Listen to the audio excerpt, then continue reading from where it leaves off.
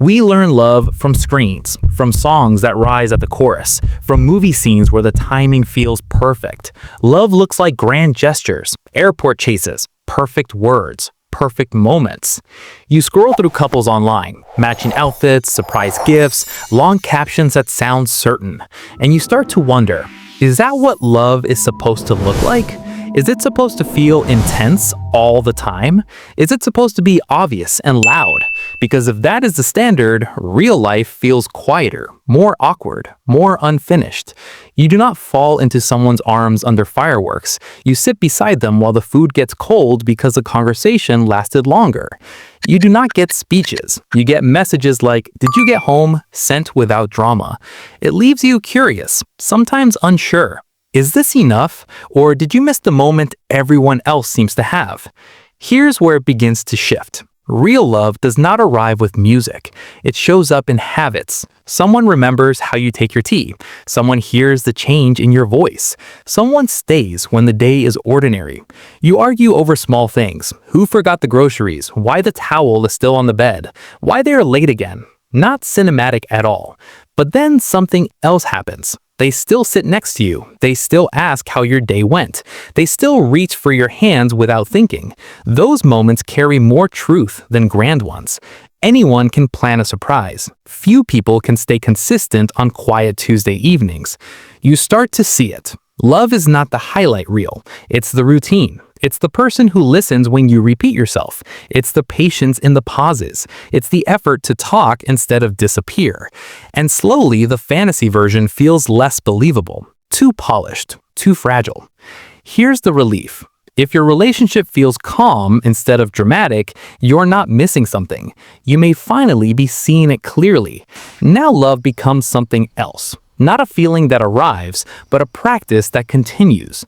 Love is choosing to respond instead of ignoring, choosing to explain instead of shutting down, choosing presence even when it would be easier to withdraw.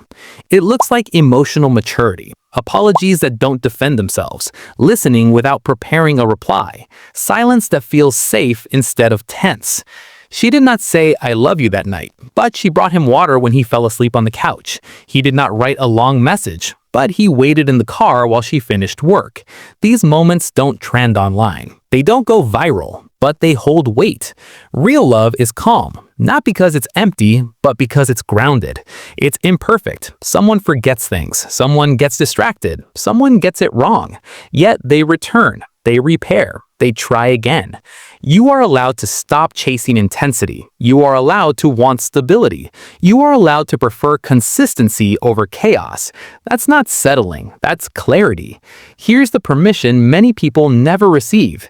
You do not need love that hurts. You need love that stays. So the question changes. Not, does this feel like the movies, but does this feel safe? Not, is this exciting all the time, but can I breathe here? You do not need the version of love that looks impressive. You need the one that feels sustainable. The one where your body relaxes. The one where you're not guessing. The one where silence is not punishment. You may have already felt this before. A person who stayed when things were uncomfortable. A conversation that ended in understanding instead of victory. A morning where waking up beside someone felt simple. That's not boring. That's real. You are allowed to choose love that feels like home instead of performance. You are allowed to choose love that feels calm. You are allowed to redefine what matters. You are allowed to outgrow the stories you were taught.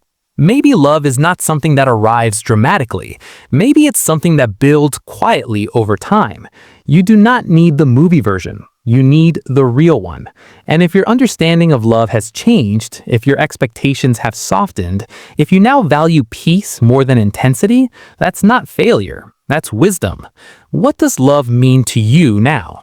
If you feel like sharing, let it be simple. A sentence, a small truth, because the most honest forms of love are often spoken softly.